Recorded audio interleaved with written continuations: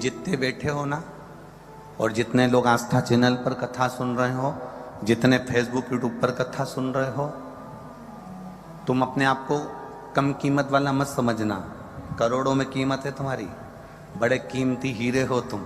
बस अपने आप को हमें मेहनत कर कर, कर्म कर कर, परिश्रम कर कर अपने आप को हमें निखारना है, अपने आप को निखारना है। कोई बाबा, जोगी, संत, साधु, सन्यासी, तपस्वी, साधक, उपासक आपसे ये जरूर कह देगा कि आपको परिश्रम तो करना पड़ेगा।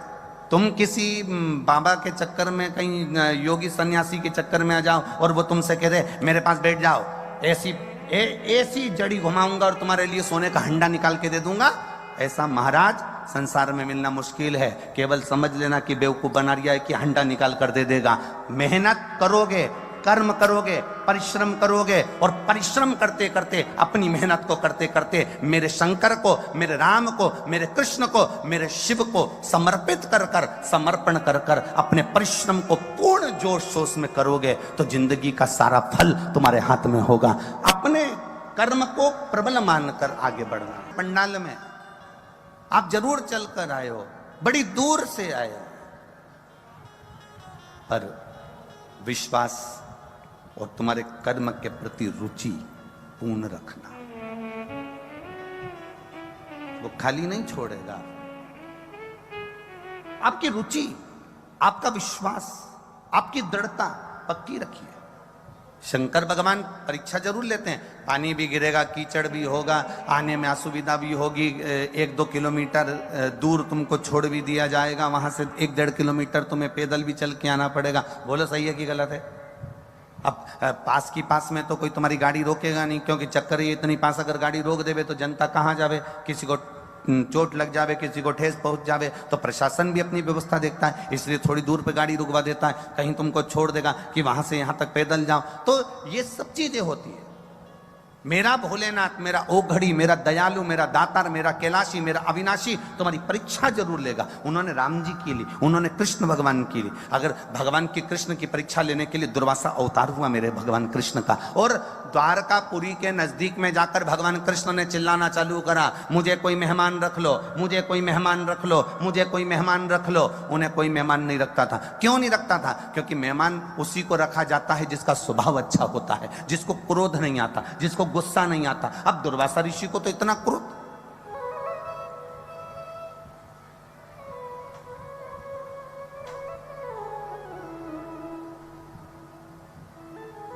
दुर्वासा बाबा को कितना क्रोध, जरा सी गलती हो जाए तो गुस्सा हो जाए।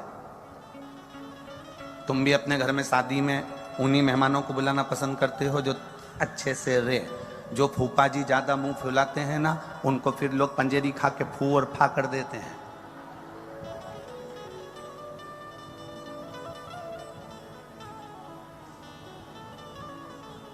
पंजेरी खा के फू और फा मतलब वो सत्यनारायण भगवान का प्रसाद सीखता है ना, उसको मुंह में भर लो और फूफा बोल दो एक बार।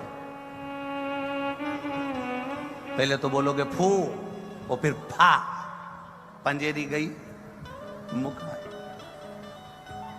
जो अपने स्वभाव को नहीं सुधार पाता उसको लोग प्रेम नहीं करते, उसको लोग स्नेह नहीं करते, उससे लोग जुड़ नहीं पाते।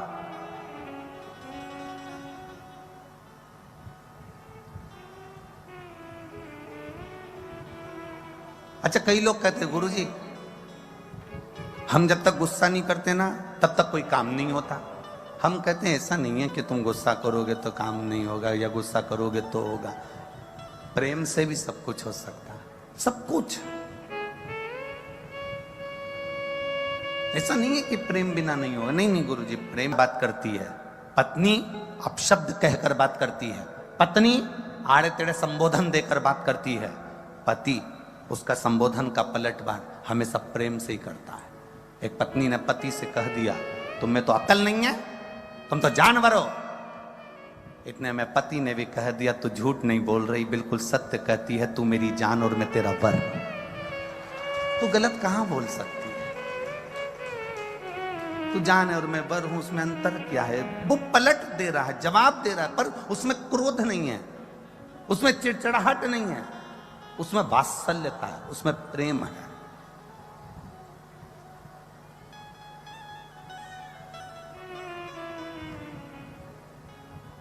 महाराज, भगवान शिव का एक अवतार दुर्वासा अवतार, पहुंच गए द्वारकापुरी में, आवाज लगाई भोलेनाथ जी ने, दुर्वासा ऋषि शिव का एक अवतार है। आवाज लगाई, मेहमान रखो मुझे। कोई मुझे मेहमान रख सकता है? कोई मुझे मेहमान रखो। सबको मालूम था इसको मेहमान रखना बड़ा भारी काम है, गुस्सा बहुत तेज आता है, चिड़चिड़ाहट बहुत करता है। दुर्वासा ऋषि बहुत अपशब्द बोल जाते हैं, जरा सी गलती हुई तो श्राप दे जाते हैं। इसलिए दुर्वासा ऋषि को कोई मेहमान नहीं रखा। पूरी द्वारका में 5 दिन से दुर्वासा ऋषि घूम रहे थे, पर कोई मेहमान रखने को तैयार नहीं। भगवान द्वारिकाधीश निकल कर जा रहे थे और द्वारकाधीश ने जैसे ही सुना दुर्वासा जी कह रहे हैं कि मुझे मेहमान रखो, भगवान द्वारकाधीश ने कहा दुर्वासा ऋषि से, चलिए मैं आपको मेहमान रखता हूं। दुर्वासा ऋषि ने कहा, आप मुझे जानते हो ना अच्छे से? भगवान बोले, बिल्कुल जानते हैं। आप जानते हो ना कि मुझे गुस्सा बहुत आता है? भगवान बोले, हाँ जानते हैं। आपको मालूम है ना कि मैं श्राप दे देता हूं? भगवान बोले, हाँ जानता हूं। गलती तो नहीं करोगे? भगवान बोले, नहीं करूंगा। जान करके तो कोई गलती करता नहीं।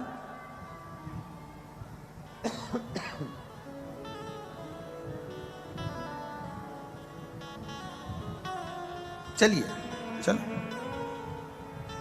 भगवान दुर्वासा ऋषि को लिया है, शंकर का अवतार है दुर्वासा ऋषि, शिव जी लिया है।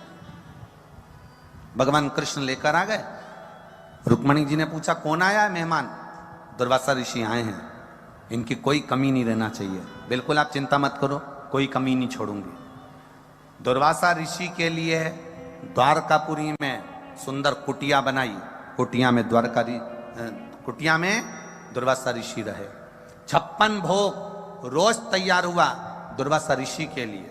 प्रतिदिन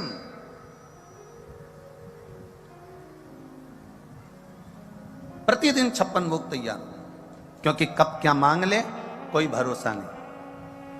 आज दुर्वासा ऋषि भोजन कर रहे थे और भोजन करते करते तभी दुर्वासा ऋषि के मन में आया कि चलो कुछ ऐसा करा जाए कि भगवान द्वारिकाधीश भी मुझसे थोड़ा सा चिढ़ जाए। परीक्षा तो परीक्षा है। और दुर्वासा बाबा ने जिस कुटिया में रह रहे थे उस कुटिया में आग लगा दी। कुटिया धधक कर जलने लगी। सारे द्वारकापुर वासियों ने पानी डाल डालकर कुटिया की आग बुझाई। द्वारकाधीश आ गए। कुटिया में आग कैसे लगी?